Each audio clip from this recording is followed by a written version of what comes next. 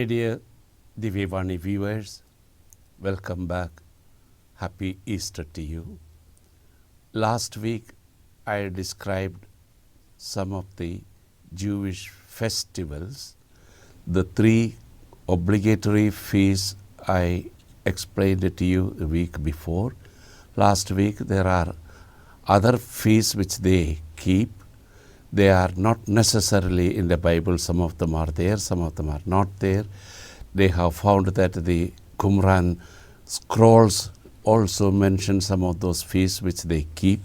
Besides, some other feasts were added like Hanukkah and Purim. The Jews keep those feasts. I briefly explained about those feasts, and then I concluded with another short description of the Calvary, and especially I emphasized that little prayer that the early Christians invariably went to Calvary and prayed. That prayer was something that was so moving and so meaningful. Jesus, let your precious blood flow down onto me, cleanse me of my sins, purify me totally. With that I concluded last week. Today I would like to share with you some thoughts about the resurrection. The thoughts about the resurrection itself is a bit complex, and for some of you it may be even difficult to understand what I am explaining, but it's good to know that the early church had even some differences of opinion regarding the relevance, the meaning of the resurrection. First of all, the resurrection itself was doubted.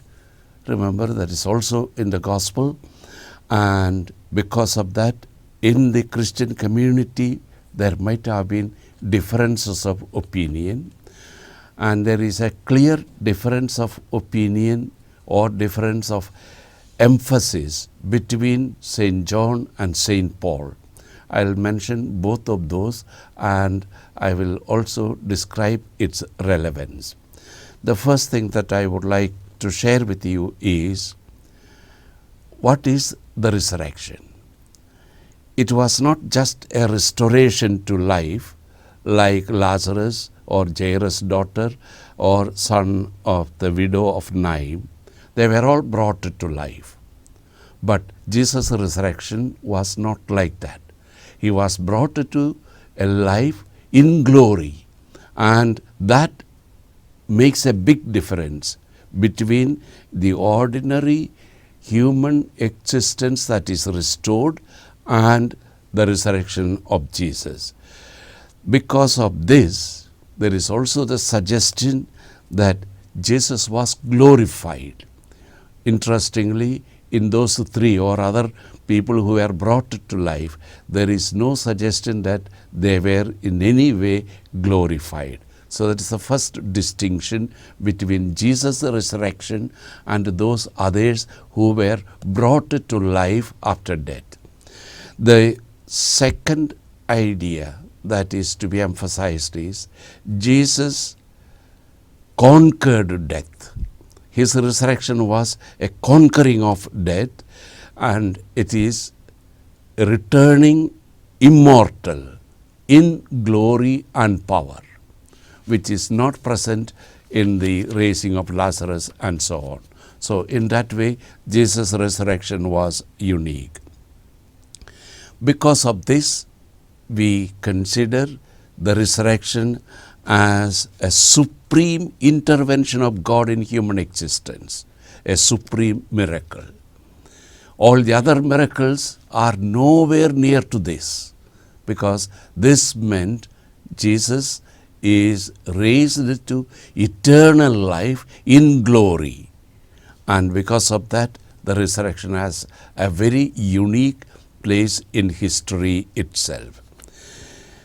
The early church spoke about the resurrection in a way, we call it apologetic, that is an argument to show that Christianity is the true religion. And because of that emphasis, a certain failure in actually explaining what the resurrection is seen. The impression they created because of the apologetics, that was trying to explain the faith, especially given by the resurrection, to show that Christian belief and Christianity itself is something of supreme importance. But then in their emphasis, perhaps they tried to argue the probative side, that means resurrection proves the truth of Christianity. In that process, perhaps the resurrection lost its real meaning, and in the early church there was also the doubt about it. For example, Matthew chapter 28 verses 11 to 15 very clearly reports the guards reported that the body was taken away, and the Sanhedrin supported them, and so on. So that must have also created a certain confusion regarding the truth of the resurrection. There was also ambiguity in the early church because of the impression they created, showing that the resurrection was mainly to prove the truth of Christianity, and in that process its salvific value was perhaps played down, and that also created a wrong impression, but actually gradually all that was corrected. What I want you to note is there were in the early church some confusion regarding what is the real meaning and relevance of resurrection. The real relevance of resurrection was also perhaps misunderstood. John gives one aspect, John emphasizes one aspect, Paul emphasizes another aspect. But then when we put all that together, we know what exactly the resurrection means. John, for example, emphasized the resurrection only as a completion of the salvific act. But according to Paul, Jesus was actually raised on the cross, and that lifting up on the cross was seen as something great, whereas for Paul that is very different. Paul speaks of the resurrection as part of the same salvific act, which contains 4 parts: passion, death, resurrection and ascension. John does not emphasize all the 4 in the same way.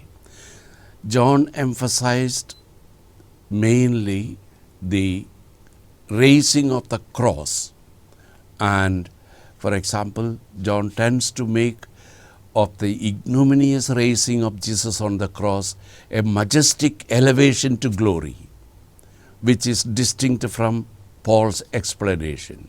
And John explains those in such a way that we might even get the impression the salvation was completed on Good Friday. Now, I am not trying to enter into the big debate about this, but think about this. Did the salvation end on Good Friday, or did it actually complete on Easter Sunday? Paul will be very clear. He will say the whole salvific act was completed on not only on Easter Sunday but also with ascension, whereas John would consider the lifting up of the cross as almost the completion of the salvific act. For example, John 3:14, just as Moses lifted up the serpent in the wilderness, so must the Son of Man be lifted up, that whoever believes in him may have eternal life.